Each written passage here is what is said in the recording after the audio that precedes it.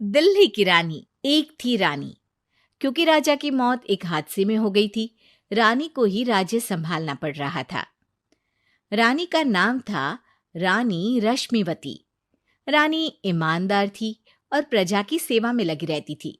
एक दिन उसके दरबार में 3 नौजवान आए, रमेश, सुरेश और दिनेश। कहो, क्या सहायता कर सकती हूँ मैं तुम्हारी?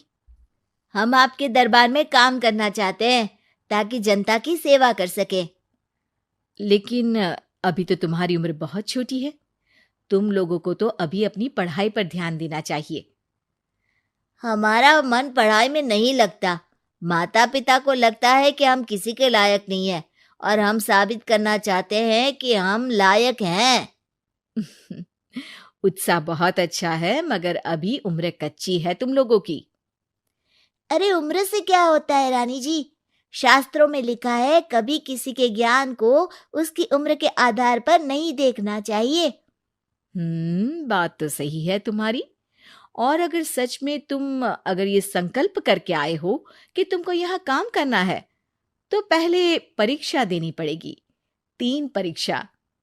एक शारीरिक परीक्षा, एक बुद्धि की परीक्षा और एक देशभक्ति की परीक्षा। और ये क्या है?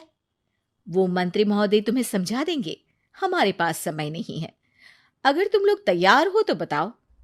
हाँ हाँ, हम तैयार है किसी भी परीक्षा के लिए। मैं भी तैयार हूँ कुछ भी कर गुजरने के लिए। तो ठीक है मंत्री जी, आप इन तीनों की परीक्षा कल से ही शुरू कर दीजिए। जो आ गया रानी साहिबा।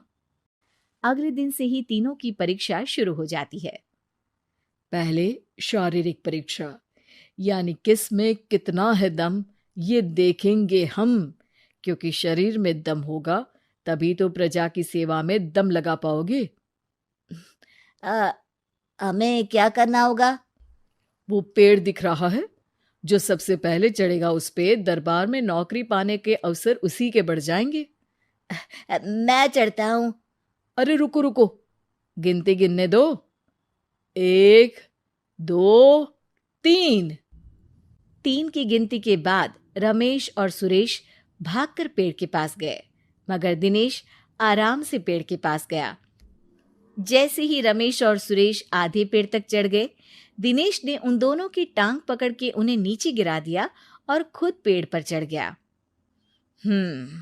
दिनेश की जीत हुई। अरे लेकिन इसने बेईमानी की। बेईमानी नहीं की, बुद्धि लगाई। शरीर के दम के साथ दिमाग में भी दम होना चाहिए। क्यों मंत्री जी? हाँ हाँ, बात तो तुम्हारी सही है। लेकिन बात अगर बुद्धि की है तो बुद्धि की असली परीक्षा हम कल लेंगे। शाम को जाकर मंत्री रानी को सब बता देते हैं। यानी दिनेश उन सब में ज्यादा होशियार है।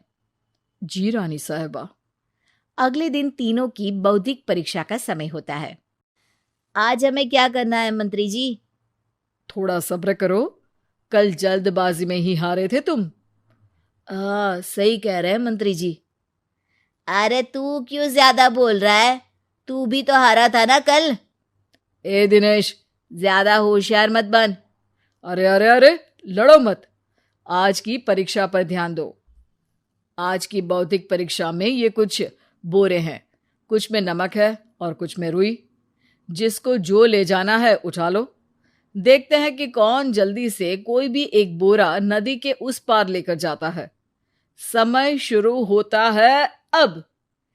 तीनों बोरों की तरफ बढ़ते हैं। सुरेश, नमक की बोरी भारी है, ले जाने में मुश्किल होगी। हाँ हाँ, सही कह रहा है, रुई हल्की है, हम दोनों रुई लेकर चलते हैं। अरे भाई, मैं तो नमक लेकर जाऊंगा। रमेश और सुरेश ये सोचकर हंसते हैं कि आज तो दिनेश हार ही जाएगा। दौड़ शुरू होती है। 1 2 3। तीनों नदी की तरफ भागते हैं। रुई में वजन कम होने के कारण रमेश और सुरेश आगे निकल जाते हैं और दिनेश थोड़ा पीछे। पर जैसे ही वो सब नदी में जाते हैं, दिनेश की बोरी का नमक गलने लगता है और वजन कम हो जाता है, जबकि रमेश और सुरेश की रुई में पानी भर जाता है और बोरी का वजन बढ़ जाता है। अरे ये इतनी भारी क्यों हो गई रमेश? अरे मुझे क्या पता, शायद जादुई बोरी है। अरे लगता है कि हम बेवकूफ बन गए। बने नहीं हो, तुम हो ही बेवकूफ। इतना तो पता होना चाहिए कि पानी में नमक गल जाएगा। दिनेश का पूरा नमक गल जाता है और बोरी खाली हो जाती है। वो जल्दी से रेस पूरी कर लेता है। इस परीक्षा के विजेता भी दिनेश ही हैं। उसने दिमाग लगाकर दिखा दिया कि वो बौद्धिक परीक्षा में भी रमेश और सुरेश से आगे है। अब कल तुम्हारी देशभक्ति की परीक्षा होगी, जो स्वयं रानी मां लेंगी। रात को फिर मंत्री रानी के पास जाकर बता देते हैं कि आज की परीक्षा में कैसे दिनेश ने अक्लमंदी दिखाई और बौद्धिक परीक्षा में भी उसी की जीत हुई। अरे वाह, दिनेश तो हमारे बहुत काम आ सकता है। हम उत्साहित हैं कल की परीक्षा के लिए। वो तो ठीक है रानी साहिबा, लेकिन हमने सुना है कि पड़ोसी राज्य का राजा आकाशदीप हमारे राज्य की सीमा में घुसपैठ कर रहा है। ये तो चिंता की बात है। हमें जल्द ही कुछ करना चाहिए। अगले दिन रमेश, सुरेश और दिनेश अपनी आखिरी देशभक्ति की परीक्षा के लिए दरबार में आते हैं। प्रणाम रानी साहिबा। नमस्कार रानी जी। प्रणाम रानी माँ। हमने तुम्हारी परीक्षा पर गौर किया। दिनेश आगे हैं। हम तुम तीनों में से किसी दो को ही दरबार में काम दे सकते हैं। किसी एक को आज जाना होगा। तो देशभक्ति की परीक्षा के लिए तैयार हो? पूरी तरह से। मैं तीनों से एक ही सवाल करूंगी। जिसका जवाब सबसे सही लगेगा उसे तो नौकरी मिल ही जाएगी। फिर दूसरे सबसे सही जवाब देने वाले को भी काम मिलेगा। आप लोगों का समय शुरू होता है अब। ज्यादा सोचने का समय नहीं होगा। जो मन में पहली बात आए उसका जवाब दे। तो सवाल ये है कि तुम इस मिट्टी के लिए क्या कर सकते हो? मैं इस मिट्टी को साफ रखूंगा। यहाँ के लोगों के भोजन की कमी को मैं पूरी करूंगा।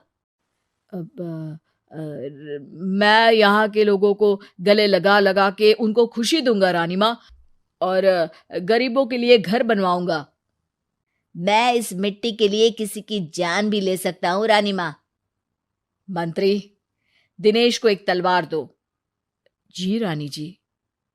दिनेश, पड़ोसी राज आकाशदीप की जान तुम्हारे हाथ में है। जाओ, अपना काम पूरा करो।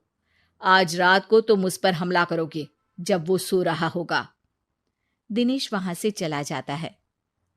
रानी मां, ये आपने क्या किया? अभी किया नहीं है मंत्री जी। आप आकाशदीप को संदेशा भिजवाओ कि पड़ोसी देश का एक कातिल रात को उन पे हमला करेगा और दिनेश को पकड़वा दो। अरे, ये आप क्या कह रही हैं और क्यों कर रही हैं आप ऐसा? राजा को लगेगा कि हमने उसकी मदद की, उसकी जान बचाकर।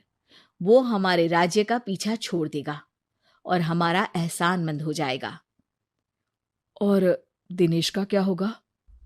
इस राज्य को दिनेश जैसे शातिर और लड़ाकू लोगों से ज्यादा जरूरत है, ऐसे लोगों की जो लोगों को खाना खिलाने की और खुश करने की बात करे।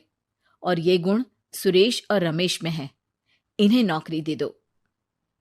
दिनेश बहुत चतुराई से नौकरी हड़पना चाहता था, जिसके लिए उसने रमेश और सुरेश जैसे दोस्तों का भी नुकसान किया। पर रानी ज्यादा चतुर निकली। उसने एक तीर से दो निशाने लगाए।